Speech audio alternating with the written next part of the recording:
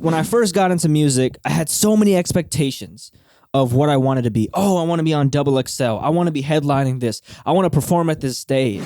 Hey, kid, how to make a freestyle out in Calabasas. You rappers average, really thinking that you making classics. I ain't talking like it's something that I really have, but every time I get up on a mic, it turns into a habit. The more I tried, I'm not saying I settled for less, but I started to focus more on what I could do, because it was the best thing to focus on, it was the best thing to keep me going, and it was the best thing to keep me grounded in who I am versus what I think I want. That relates to the topic I want to talk about today, because I know a lot of creators struggle with their expectations other people put on them, and just in general, the expectations of what they're aiming for generally require. Like, this is what you need to do as an artist, this was what you need to do as a rapper, or whatever it ends up being. What I want to focus on for this video, though, is a process-based mindset versus a result-based mindset. See, we're taught to use results to define us. Oh, this video got 100,000 views. This person has 100,000 subscribers. We're taught to measure things based on results. That's what makes stuff successful.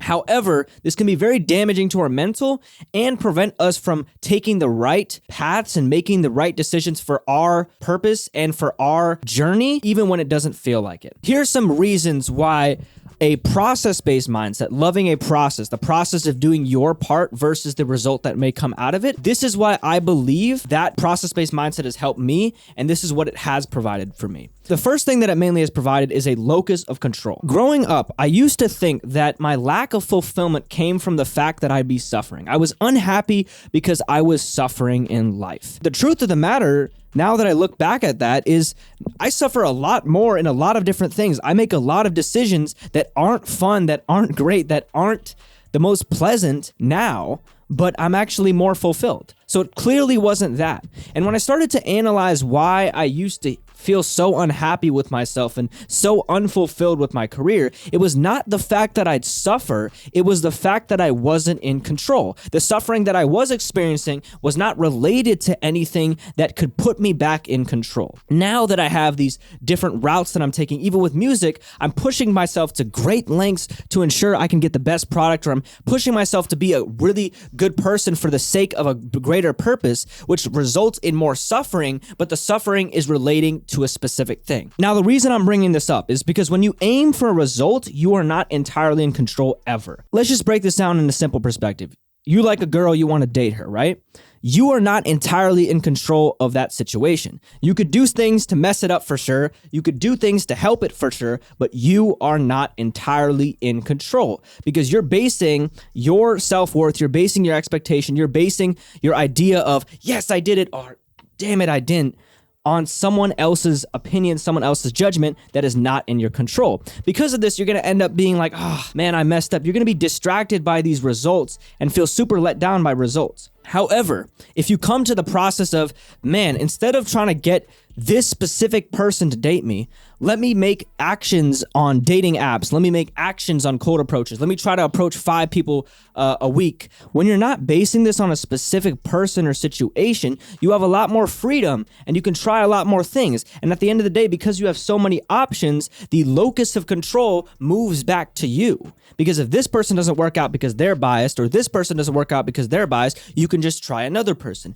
You can continue approaching, you continue trying new things until something works. Not this specific thing, something works. And same for a creative thing. If you make this video or song like, oh, I want this one to blow up and change my career, it might not change your career. There's a lot of things that may impact it. The time it's released, the culture going on when it's released, the trends going on, how people receive it, maybe the friends around you, the engineers, the peers around you that can help you with getting the song to the best of its potential. There's a million different variables that result in one instance. When you shift from, oh, this song needs to blow up, to I just need to release a song a month, I just need to make a song a week, then the job of what makes this a success or failure is entirely on you. So even if things don't go your way, you're so in tune with yourself and you're achieving your own goals to where you are in point and you are in control. All you need to do is do your job, and that is enough for you. This relates to the second point for this, which is you are more resilient naturally when things are all on you. See, if you just need to do your part and it's not about the views or the results that may come from it,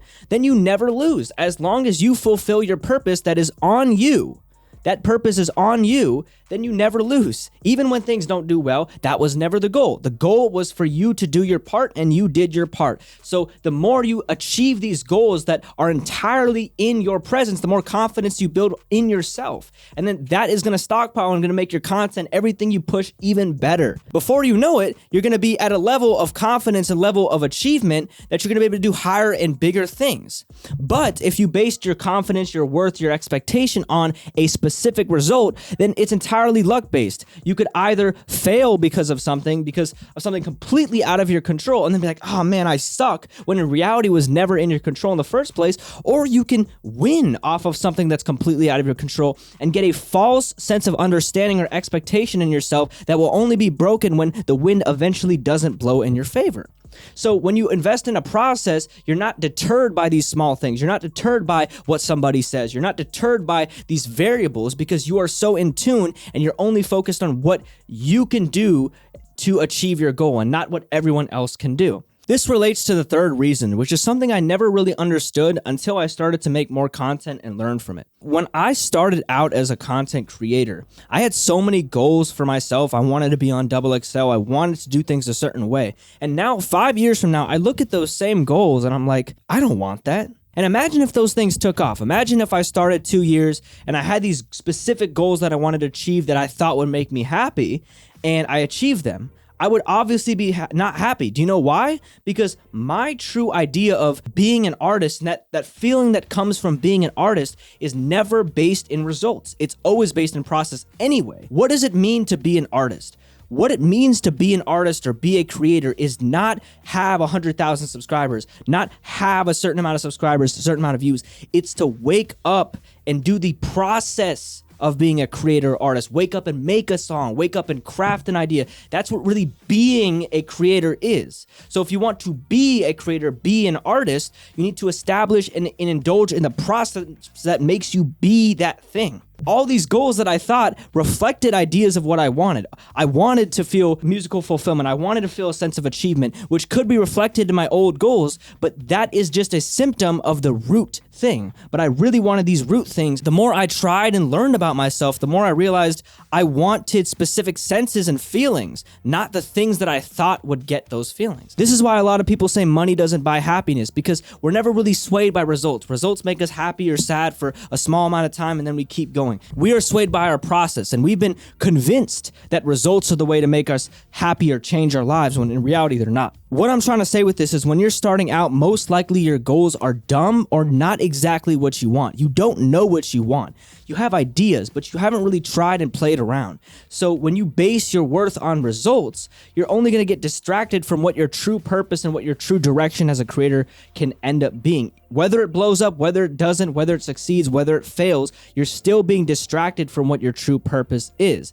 But when you indulge in a process, you start to be like, okay, let me do my part. Let me see what works for me. Let me see what makes me happy, separate from what anyone else thinks, separate from all these views. And then from there, I can get a better idea of what I want. For example, I did short form content because I thought it'd make me blow up. And I was like, oh, if I'm desperate to blow up, I really need to try every single thing possible. But as I continued to go back in this process-based mindset of what processes make me feel the most fulfilled, it ended up with these videos and music. And pretty much that's it. If I had a TikTok blow up, if I had an Instagram thing blow up that changed my life, and maybe I blew up because of Instagram and TikTok, it doesn't matter, because eventually I would still be like, man, this doesn't really fulfill me. It only fulfills me because I think it's right for me, and the views sometimes work. But eventually when the wind doesn't blow in my favor, I realize, man, I didn't even like this in the first place. But when you base it on process, when you put your worth in process, when you're like, oh, the process is what defines